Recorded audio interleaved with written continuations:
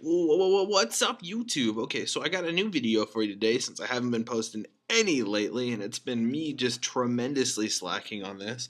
It's going to be my current build that I'm using at locals a lot, and I'm actually liking a lot too. The side deck options in this deck are phenomenal. The Beatstick 3500 is awesome. The rank 7 freaking ability is kick-ass, and the rank 4 spamming ability just is undeniable. So, without any further ado, let's go ahead and jump right into the deck profile. We're gonna open up right off the bat with the basic, which is triple Big Benkei. Big Benkei 3500 defender gives the ability to attack in defense mode with defensive point damage calculation to all super heavy samurai monsters, including himself. This guy's a beast in combination with Giant Rat, but everybody knows that. And super hits with super heavy tenacity. So let's go to the next one. We have your triple Blue Brawler. Why triple Blue Brawler? Why? Because he spams out like a mofo. This card cannot be destroyed by battle, and it can also change its battle position just like the other one when summoned right off the bat. 0 attack is key, 2000 defense, awesome. Next, we have your Triple Scales. Triple Scales is your Wolf Park for the deck. The Wolf Park for the deck that not only does what it says it does, what I said it does, it also can special summon itself when your opponent has 2 or more monsters and you have none. What? Rank 4 spammage gone crazy? Thank you. Let's go to the next one. 1. Soulbane Cannon. Now, I only run 1, and I don't run any of the other attachments, and this is only because this guy gives 1000 defense, and he also nukes field. Awesome, awesome, awesome. For the last card of this particular lineup, let's go Triple Giant Rat. Now, I don't run the Kabuto because it's freaking pointless, and I don't need the extra level 4s. I do run the Giant Rats. Why? Because it's an easy way to get Big Benkei onto the field. And let's be honest, Big Benkei on the field is a super heavy hit. Now let's go into the next form of the engine, which is the Machina engine. Double Fortress, single gear frame, double gear frame, 2 cloggy, triple gear frame, might as well quit. Double Fortress, awesome, allows you to cycle out your Big Benkei to the graveyard. It also lets you get into rank 7 plays along with Redox, making triple level 7s, and Draco Sack a possibility. Let's get into a geargia engine. Double Augur, double Accelerator. Why? Because Geargia can search this whole level 4 shit out. Whether you're missing something or nothing, you can get into anything. Let's talk about this. We also run double Veiler and the Redox that I was talking about. Double Veiler, why? Because you can get into level 8 and level 5 synchros, which are very useful in this day and age. It also has the effect to negate effects, which is pretty badass. Redox, why? Because Big Benkei is in the graveyard, and you need that badass back on the field, so let's do it. Let's get into spells. I run an Iron Call. Iron Call, why? Because it's a monster reborn, just like my Wolf Bar card. However, it can bring back any of the level 4s, which is pretty awesome. Allow you to get into that Synchro play, or XZ's play, I'm sorry, and kick ass.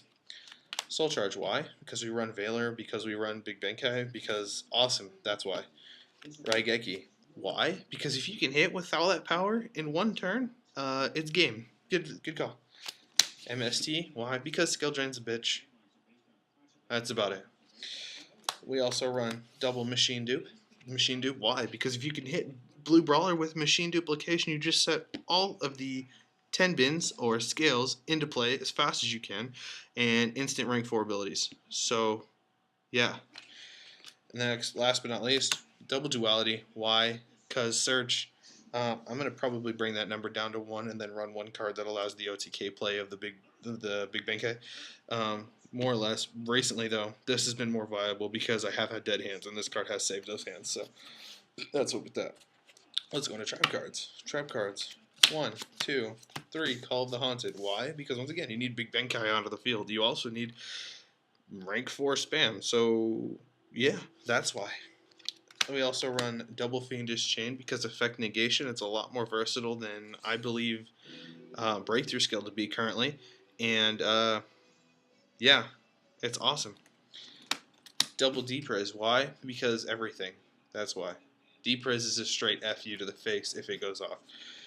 Bottomless. Trap Trick Trap Hole Nightmare. Why? Because you don't always want your opponent to get everything out. You don't want them to win, really. Screw your Excited Hell Night when I've got super field. I don't want to deal with you. That's why. let's go into the extra deck. The extra deck started from the bottom. Double geargia and X. Why? Because once I just said a second ago, if you play your geargia engine firsthand, you have this capability real easily, and you can search out whatever you need to, be Blue Brawler, Scales, Machina, Gear Frame. Awesome. Next we play Ragnar Zero, Black Ship Corn, Silent Honor Arc, Castell, Exciton Knight, Gaga Cowboy, XZ's Rebellion Dragon, which is pretty awesome. Draco Sack for the level rank 7, rank 8's Dragon Knight Felgrand, and Gimmick Puppet Giant Grinder because it's a win condition because it can win the game. Synchros, Armades, Keeper Boundaries because Yang Zing, Allied Jessica Taster because it's a punk card, and Stardust Dragon Y because it protects your field and it protects everything that's on it. Let's jump into the side deck. Let's jump into the reason why I like this deck so much. It's not even for the whole crap that's on here. It literally can run everything in this side deck. Let's talk about this. Let's talk about, forget the Yang Zings because all of these are Earth. What? What? Let's talk about lights. So screw your light sworn. Darks, screw your Shaddolls. System down, screw your Cleaforts. Scarecrow to help take on the Cleaforts because they spam like madness. And MST because skill drain. And double wiretap because, let's be honest here, somehow Fire Fists are still a thing. And I don't think they're going to easily go away. And they're just rogue like this deck and annoying. Cool. So that's it for that, and that. Let's talk about cards really fast that also can make another impression. Let's talk about the other two. I could run them. I did run them. Cleaforts came out. This isn't so necessary anymore. However, maybe Light Imprisoning. I'm not sure. The second gear frame that I pulled, it cloggy. However, it still has its points where it was useful. D2 shield. This is a card I'm thinking about putting back in. I'm not sure yet. I might put a D2 shield in, and I might put one of the weapons in that make them spammy as all hell. This is really trollsy as a card, and it's very useful.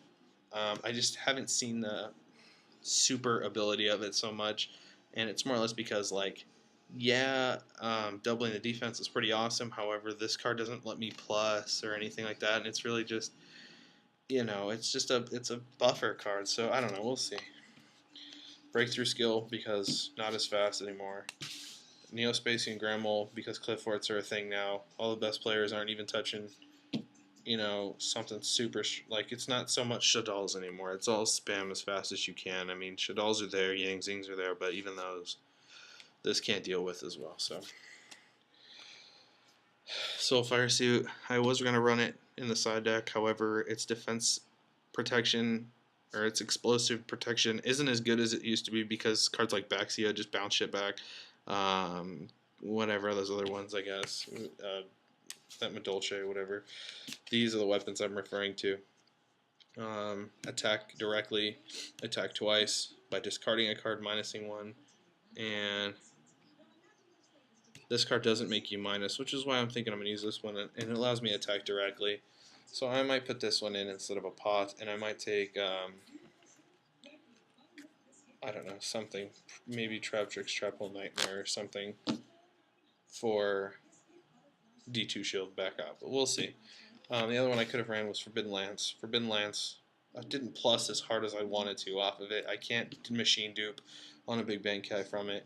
I mean, I can keep it on the field, but that's about it. And even then, it's like, really, if I had to do that, then I've pretty much lost because the fact of the matter is if I don't have Redox or something else to respond to whatever they're using that I need to use this with,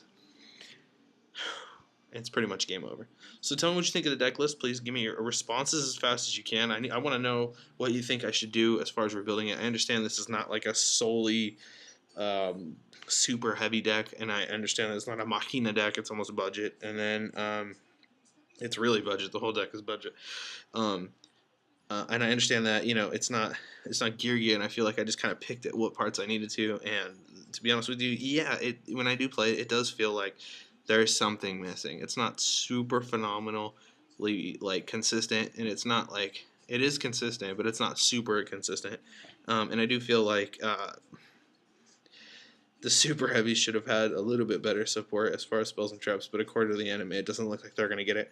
So tell me what you think. Tell me if you know of something that I could be running that I'm missing out on, and let me know. This is Josh. Peace.